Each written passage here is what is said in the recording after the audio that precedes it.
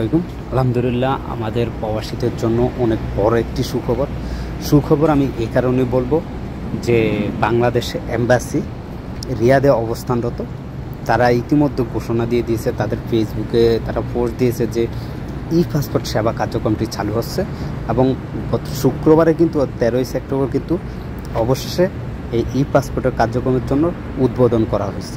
এখন এই যে উদ্বোধন করা হয়েছে, উদ্বোধনের ফলে তারা আমাদেরকে যেটা জানিয়েছে প্রায় 20টি বুথ অর্থাৎ দূতাবাসের মাধ্যমে ই পাসপোর্টের সেবার জন্য 20টি বুথ ইতিমধ্যে কিন্তু স্থাপন করা হয়ে গেছে, যেটা জানিয়েছে।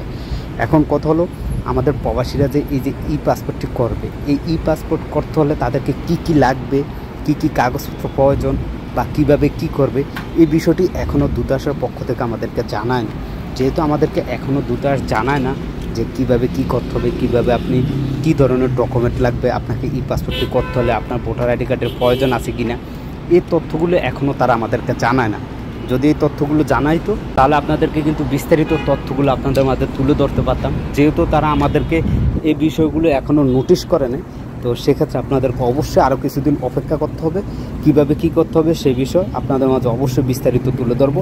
ছোট্ট একটি ভিডিও, অবশ্যই ভিডিওটি বেশি বেশি করে শেয়ার করবেন যাতে করে সকলে উপকৃত হয়। অনেকেই ই পাসপোর্ট হারিয়ে ফেলছে, তো তাদের ই পাসপোর্টও আপনারা এখান থেকে আবেদন করে ই পাসপোর্ট করতে পারবেন। তবে কি কাগজপত্র কি লাগবে সে বিষয়ে বিস্তারিত অবশ্যই আপনাদের মাঝে আমি ভিডিও নিয়ে হাজির হব।